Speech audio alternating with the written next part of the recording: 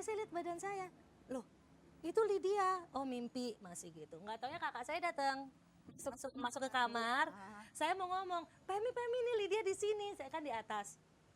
Udah nggak bisa ngomong lagi gitu, ternyata loh saya kenapa gitu kan. Itu yang namanya gugup, saya ini apa mati atau apa sih? Nggak taunya begitu sadar begitu, itu langsung film di depan saya, semua kelakuan saya gitu. Oh iya? Saya pernah bohongin mami.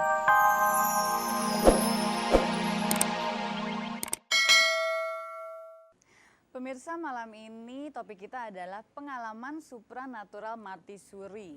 Pada orang awam, mati suri ini seringkali dianggap sebagai keadaan di mana seseorang meninggal dunia, kemudian hidup lagi. Nah, sebetulnya apa sih yang dialami oleh mereka pada saat katanya meninggal dunia sesaat itu? Nah, saya sudah punya 2 orang tamu. Tamu saya ini selebriti yang sudah makan asam garam, sangat-sangat senior, dan ternyata mereka berdua pernah mati suri.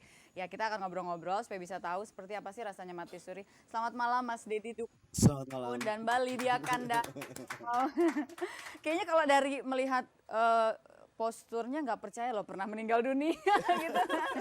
Mbak Lydia, kapan sih Mbak Lydia ngalamin pengalaman mati suri itu? Nah, aku dulu ya. Ya, Nah, silakan. ya. Dukunnya belakangan, jampi-jampinya. Kurang lebih umur 13 tahunan gitu ya. Berarti puluhan tahun yang lalu ya? Itu Hmm, ceritanya gimana tuh Mbak Lydia? saya nggak ngerti ini mati suri atau apa gitu, karena saya nggak pakai sakit gitu kan. Pulang sekolah, kayaknya capek aja, ngantuk yang berat, terus saya tidur. Saya meluk guling gitu loh. Tahu lagi enak-enaknya, tek, saya rasa kayak keangkat gitu kan. Awalnya saya pikir itu mimpi.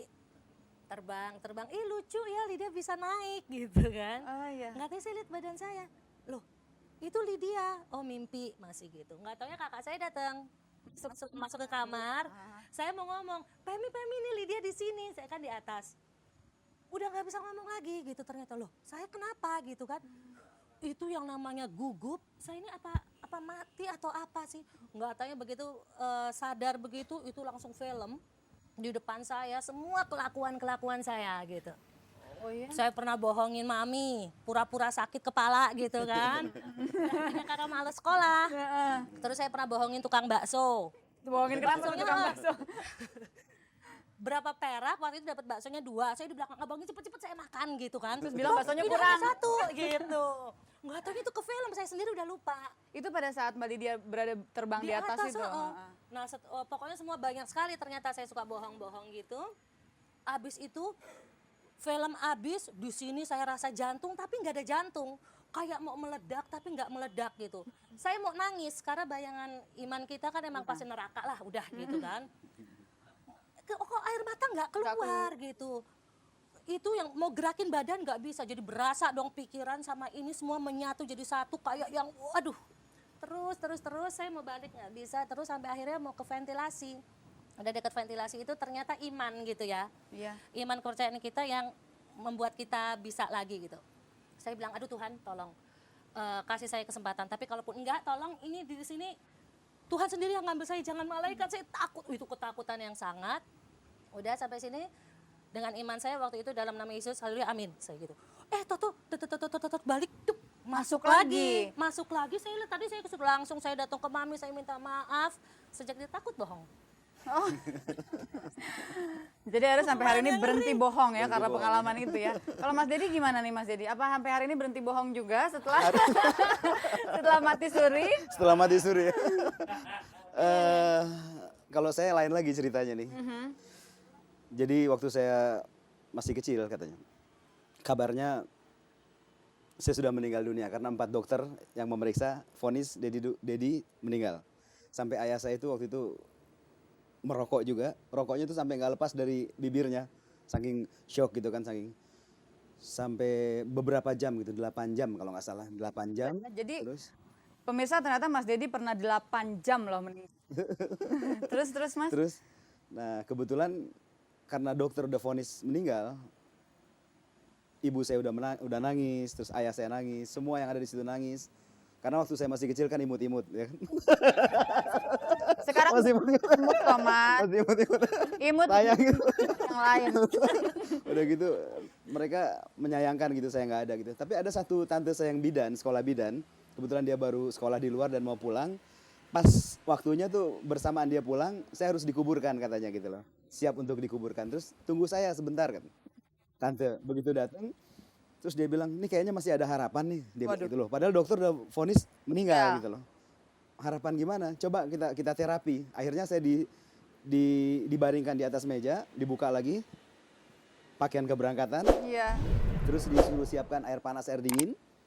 Terapi, masukkan air panas, air dingin, air panas, air dingin, air panas seperti di ya. Seperti itulah terapinya menurut ibu saya. Terus beberapa jam kemudian bergerak saya, Hidup lagi. hilang lagi. Sampai 8 kali juga kalau nggak salah terapi begitu. Terus datang hilang lagi, datang hilang lagi. Alhamdulillah yang ke-8 sampai sekarang.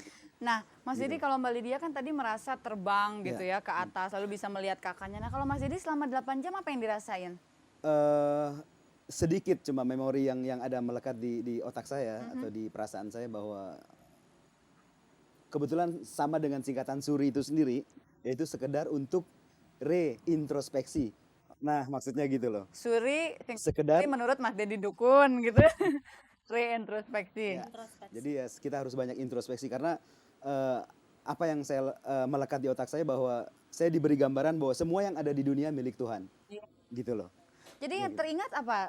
Ngapain gitu saat itu? Yang apa? teringat ya pada saat itu saya melihat satu sisi yang indah, di sisi lain juga tidak indah gitu loh. Jadi antara masih kecil. Jadi di satu sisi saya lihat keindahan, di sisi lain saya lihat yang tidak indah. Jadi itu satu gambaran aja buat kita yang masih hidup dan yang untuk mengalami mungkin untuk introspeksi bahwa ada dua sisi kehidupan baik dan buruk. Kita tinggal pilih gitu. Mau yang mana gitu loh, seperti itu. Gitu. Kan tidak setiap orang gitu ya dalam tanda kutip terpilih untuk bisa merasakan mati suri itu gitu. Jadi kalau menurut Mbak Lydia sendiri kenapa sih orang-orang yang terpilih itu kira-kira yang kenapa gitu ya? Saya sendiri nggak ngerti, saya buktinya mungkin keliwat banyak dosa kali ya waktu masuk. Iya, sampai soalnya Supaya nggak badung lagi gitu ya? kalau saya Badung terus. Oh gitu. kali mungkin itu keliwatan. Oke, jadi ada satu alasan tersendiri juga yang kita nggak ngerti apa ya yang membuat seorang manusia diberi kesempatan untuk mati suri gitu. Iya. Mas Dedi hikmahnya apa tuh setelah mengalami itu? Apa jadi dari kecil sampai hari ini juga nggak pernah bohong? Gitu. Atau justru gara-gara itu kali belakangan jadi pakai dukun. Nah, Dukun dari mana? Dukun itu dulu waktu saya zaman SMA itu saya suka mungkin karena efek atau akibat atau sebab dan akibat dari mati suri itu saya diberi satu hal yang sensitif. Jadi seperti contohnya gini, saya deket Lydia. Saya tahu bahwa Lydia tuh nggak suka sama saya atau Peggy. Dulu dulu setahu saya waktu zaman SMA dia naksir saya. oke dia dapat pemirsa Mbak Lydia harus mengatakan betul atau tidak. Betul. Pulang ke rumah nanti dimarahin sama Mas Jamal. Cuma saya nggak enak sama Jamal gitu. Karena saya akan tahu gitu dan tahu bahwa Jamal akan datang untuk Lydia gitu. Makanya saya ngalah. Feeling itu juga ada gitu. Jadi kayaknya sekarang saya pengen tanya nih, kira-kira yang jadi suami center siapa ya? Tiba-tiba Mas Dedi jawab, saya sendiri, kayak gini gitu. Kadang-kadang gitu. Jadi Sensitif ya? sensitif gitu dan kadang-kadang saya tahu gitu apa yang akan terjadi dalam pengertian tanda kutip bahwa kebanyakan apa yang saya rasakan seperti contoh gini. Jangan belok kiri kalau saya bawa mobil atau jangan belok kanan terus aja. Saya langgar. Belok kanan tabrakan. Sering mengalami Sering itu. mengalami begitu. Melawan dari apa yang ya ada mungkin semacam insting atau clairvoyant atau indera keenam ya. Mungkin ya atau saya Dan nggak itu tahu. dimilikinya, Mas Dedi rasakan itu dimiliki segera setelah mati suri itu ya? Mungkin rangkaiannya ke situ. Oke, tapi sebelum mati suri itu sebagai anak kecil pernah nggak merasa punya insting ini dan itu gitu? Enggak? Kurang peka kali ya. Waktu masih kecil saya cuma dapat gambaran alhamdulillah terjawab bahwa saya akan menjadi seorang penyanyi. Waktu masih kecil gitu Itu gambaran. udah kebayang? Ada gambaran aja bahwa saya yang akan datang nih saya akan gini dan jalannya begini. Pernah saya dapat itu gitu loh. Di usia saya 9 tahun ya. Nah kalau Mbak Lydia apa tuh? Sesudah mati suri apa juga jadi punya indera ke-6, indera ke-7, ke-8, ke-9? Iya khususnya ternyata khususnya kalau yang saya dapetin untuk ke jodoh saya aja. Gitu. Feeling so good. Kepekaan itu tapi setelah nikah hilang. waktu pacarannya aja. Kayak waktu itu kan, waktu dia SMA kan dia bilang kok Denny Dukun hilang dari saya. Balik lagi ke situ.